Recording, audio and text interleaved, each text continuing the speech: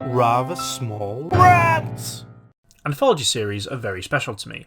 They're essentially a series that doesn't have a narrative structure, as every episode is totally different, totally unlinked from one to the next. Different characters, different settings, different genres.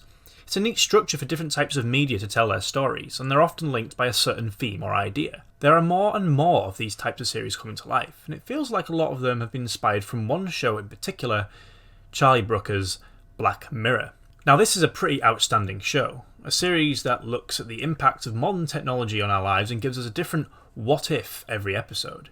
It challenges us on everything we know about technology and the way we use it, providing some shocking, mind-bending stories that have scared people for years. Brooker is a master of his craft, and it could be said that Black Mirror is the ultimate anthology series.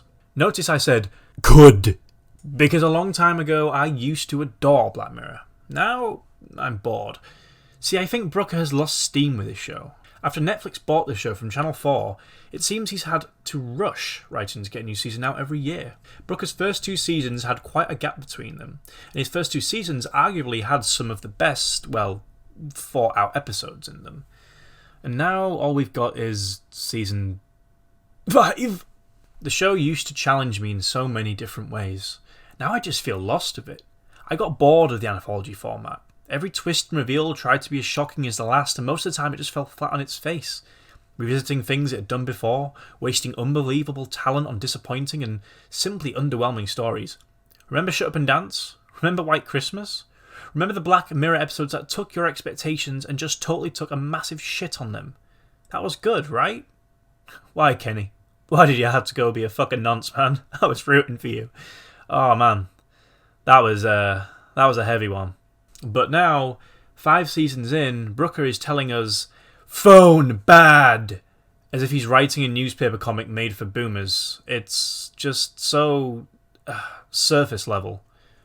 I thought I was done with this format of show until I stumbled upon Inside No.9 on Netflix, a show both created and starring Rhys Shearsmith and Steve Pemberton, formerly writers of The League of Gentlemen and Psychoville.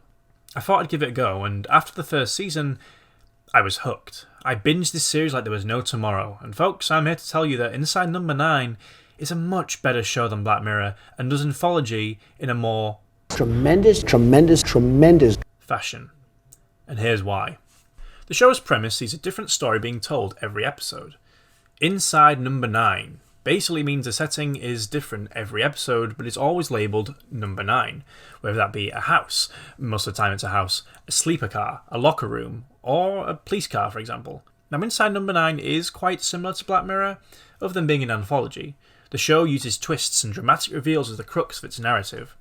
When you watch either of these shows, you're always waiting for the dramatic reveal, yet that's probably it.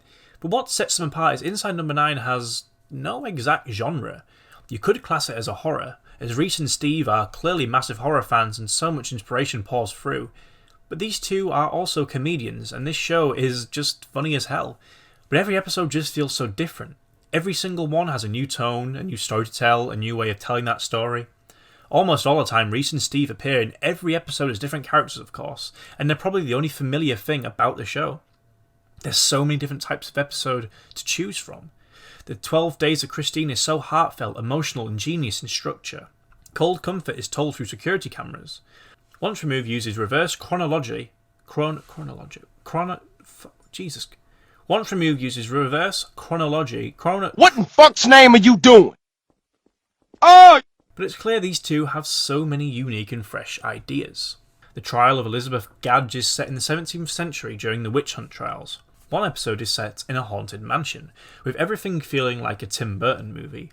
One is an Agatha Christie-like murder mystery, and one is a commentary over a TV Christmas movie that the actors play actors in, that are playing characters. You best see that one for yourself. Easily my favourite. It's really hard to talk about this show without spoiling it, but my point is, Inside No.9 is always finding new ways to stay fresh and relevant. Black Mirror is just boring now.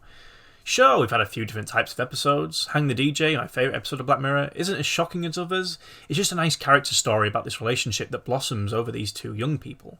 Metalhead, an episode everyone hates, I love because it feels fresh and diverse. It feels like an old war movie. Bandersnatch did something revolutionary with its multiple choice format, allowing you to interact with the film. Even though I feel some of these choices don't matter and feel kind of useless in places. It was still different though, right? But then we have episodes like Crocodile, which just rip off other better episodes in the series and try to shock you for the sake of shocking. Fuck me, that was a train wreck. Hey, look who's back. So, what'd you think, son? I never want to go back to that world again. I don't even want to think about it. Inside No.9 is so cunning. Yeah, that's the best word for it. Deadline is easily their most innovative episode, and probably one of the scariest things I think I've ever seen. Like, no joke, this episode was a live episode, and whilst, well, you know what, it's a live episode, so I'll let you check that one out for yourself, and you can maybe imagine what it would have been like watching that live. It's hard to say anything about this show without spoiling anything. It's just genius. Shearsmith and Pemberton are two of my favourite writers, I think, ever. Whether it be comedy, horror, mystery, they know how to blend all these ideas together into episodes without making them feel overstuffed or off-tone. They're great actors too, and their chemistry as a team is revolutionary. With 5 seasons and 2 more on the way, you bet your bottom dollar this is a big recommendation. I guess this is more of a go watch this please, you'll like it kind of video, but I also guess this is me ranting about how underappreciated this show is. Not a lot of people have seen it, genuinely. It's so underrated and it is such a hidden gem. Whilst Charlie Brooker struggles to innovate and quite simply just seems bored with his flagship show, Reece Shearsmith and Steve Pemberton continue to develop interesting narratives and characters into 13-minute runtimes, seemingly better than Black Mirror ever could. Are some episodes far better than others? Well, sure, and that's what you have to expect with anthology shows. And this one is by far the best. So why in the name of God are these two not writing Doctor Who? Seriously, BBC, what the fuck are you on?